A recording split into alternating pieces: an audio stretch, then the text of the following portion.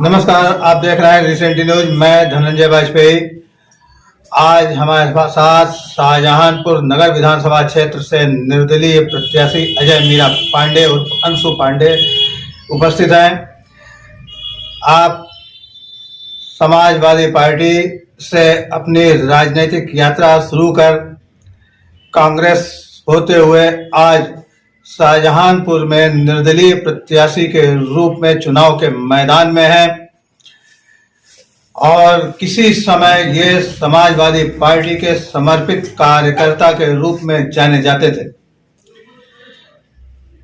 अंशु पांडे शाहजहांपुर में एक सामाजिक कार्यकर्ता के साथ ही राजनीतिक गतिविधियों में सक्रिय रहे और उच्च शिक्षित व्यक्तित्व तथा विनम्र स्वभाव के जाने जाते हैं। आज इनको निर्दलीय प्रत्याशी के रूप में चुनाव के मैदान में क्यों आना पड़ा, आइए हम इनसे जानते हैं कि किन परिस्थितियों में ये निर्दलीय प्रत्याशी के रूप में मैदान में आए। अंशु जी, आप बताएं। बहुत बहुत धन्यवाद आपका वाजपेयी जी। हमको इस योग्य समझते हुए आपने अपने चैनल के माध्यम से हमको ये अवसर दिया कि हम अपनी बात जनपद शाहजहांपुर के साथ साथ प्रदेश के कोने कोने में पहुंचा सके। मैं आपका हृदय से आभार व्यक्त करता हूं। देखिए, राजनीति में आना, संघर्ष करना, ये दोनों बहुत महत्वपूर्ण बिंदु होते हैं। आज की डेट में पिछले 20 वर्षों से मैं समाजवादी पार्टी में रहकर निरंतर संघर्ष कर रहा था और उन संघर्षों को मैं अपनी निजी क्षमता, अपनी निजी ऊर्जा से निरंतर बल देते हुए मेरे साथ मेरे नौजवान साथी जनपद शाहजहांपुर के क्षेत्र में निरंतर कार्य करते चले आ रहे हैं। तो पिछली वर्ष भी मैं चुनाव लड़ना चाह रहा था। जब पिछली बार विधानसभा का चुनाव हुआ, विषम परिस्थितियों के कारण गठबंधन हो गया, हम विधानसभा का चुनाव नहीं लड़ सके। लेकिन आज की वर्तमान राजनीतिक परिदृश्य में नौजवानों के हितों की जो स्थिति है, उन स्थितियों के रक्षण संरक्षण के प्रति एक लंबी लड़ाई की आवश्यकता है।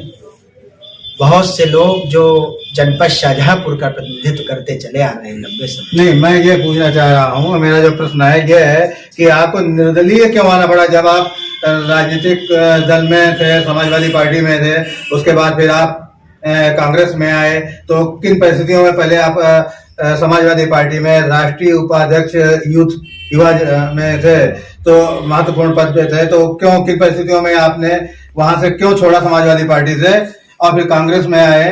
फिर कांग्रेस से भी आप छोड़ करके मतलब जो है आप निर्दलीय प्रत्याशी के रूप में, तो जो हमारा प्रश्न है वो ये है कि आप निर्दलीय प्रत्याशी के रूप में चुनाव मैदान में क्यों आए? ऐसा है, समाजवादी पार्टी में बहुत लंबा अनुभव रहा, लेकिन समाजवादी पार्टी निरंतर शाहजहांपुर विधानसभा की सीट पर भारतीय जनता पार्टी के प्रत्याशी को एक वॉकओवर के रूप में प्रत्याशी देती चली आ रही है। और योग्यता के मापदंड को यदि मापा जाए, यदि संघर्ष के मापदंड को मापा जाए, उसको दरकिनार करते हुए निरंतर एक ऐसे व्यक्ति को टिकट दिया जा रहा है जो भारतीय जनता पार्टी को चुनाव लड़ते हुए वॉकओवर देने की स्थिति में है।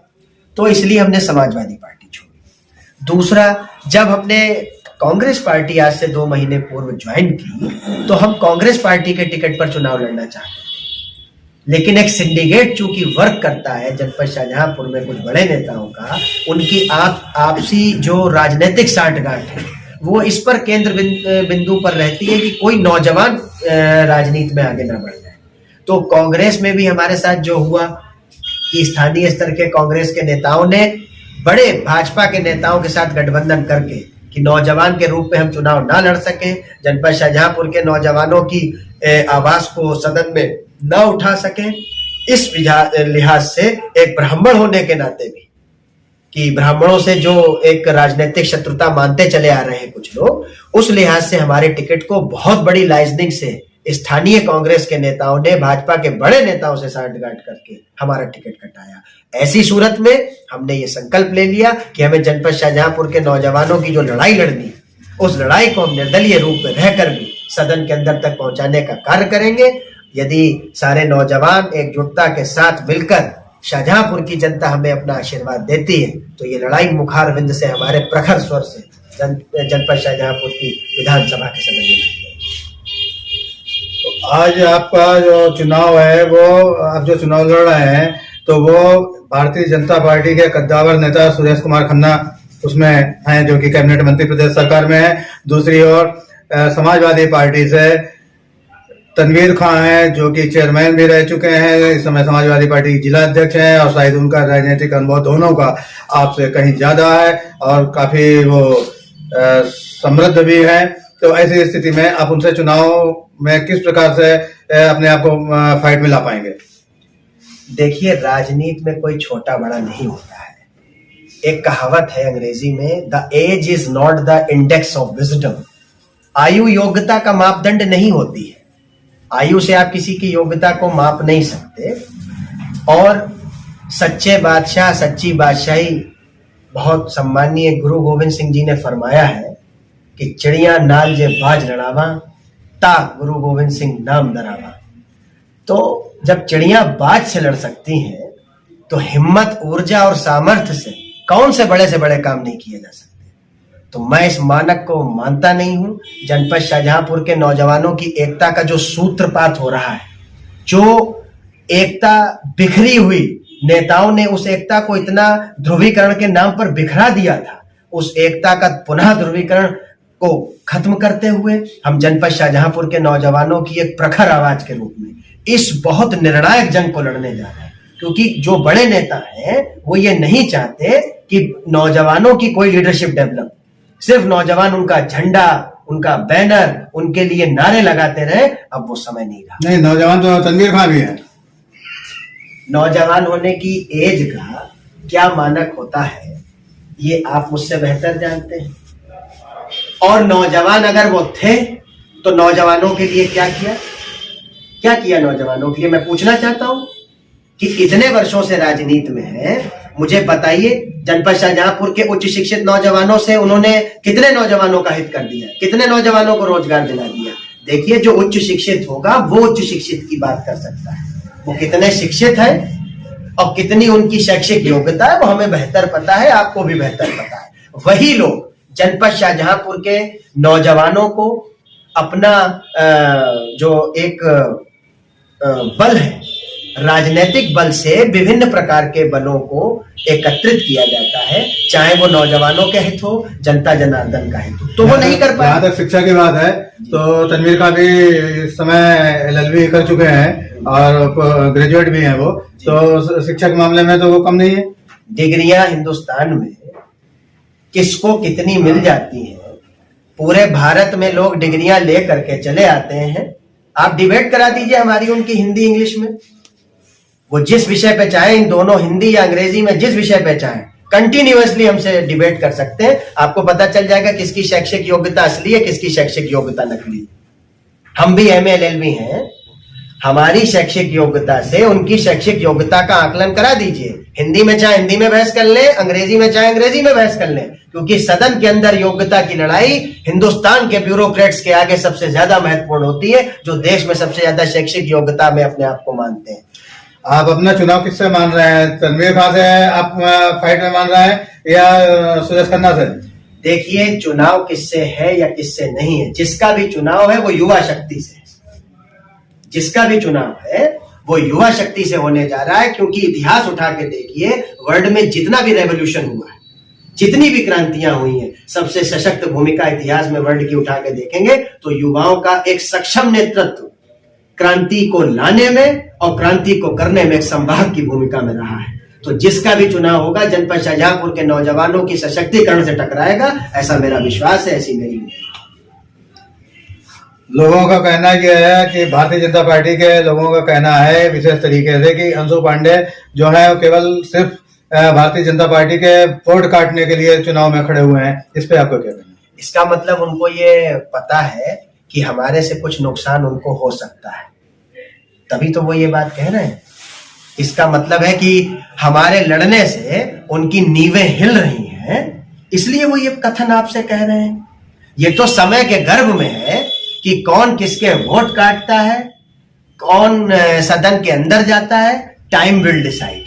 क्योंकि अभी तक 35 वर्षों में जनपद शाहजहांपुर के नौजवानों को जो पथभ्रष्ट किया गया, ध्रुवीकरण के नाम पर जिनके राजनीतिक जीवन का हनन किया गया, उनके निजी जीवन में उनको रोजगार से वंचित रखा गया, ये सब उन नेताओं की देन है जिन्होंने कभी नौजवानों के हित की कोई बात ही सदन में नहीं उठाई। ये वो लोग बात कर रहे हैं।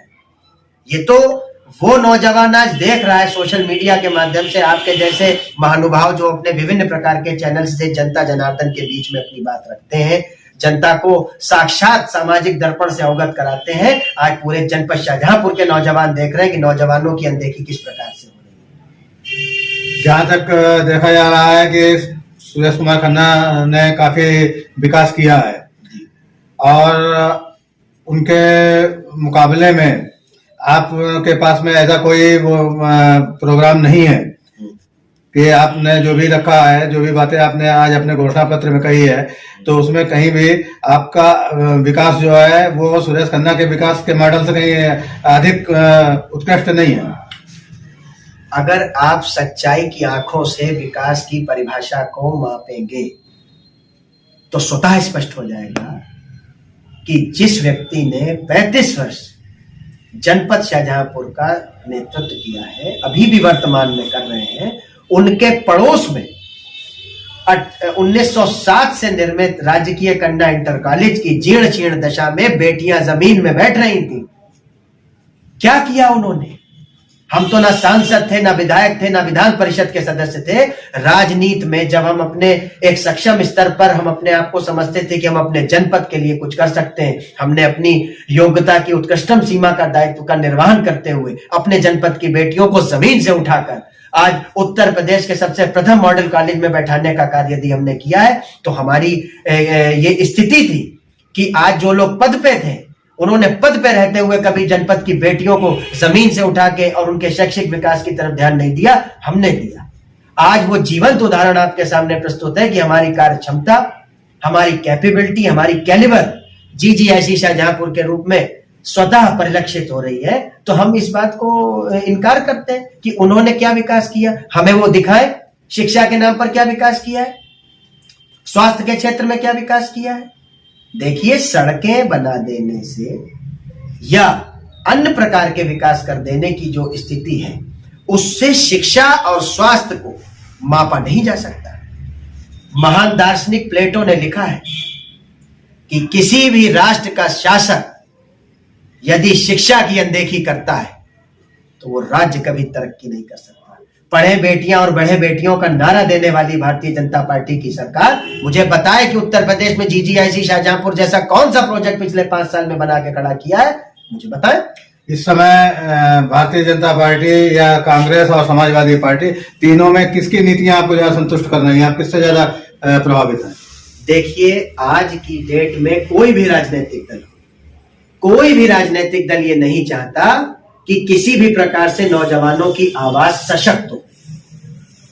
आज नौजवानों के नाम पर सांसदों के बेटे, विधायकों के बेटे, मंत्रियों के बेटे, बहुत सूक्ष्म ऐसी लकीर है जो धरातल से उठकर संघर्ष करके और राजनीति के विभिन्न पटल पर, राज्य से लेके प्रदेश स्तर की राजनीति से लेके और राष्ट्रीय राजनीति के पटल तक पहुंच पाते हैं। बहुत विरले व्यक्तित्व।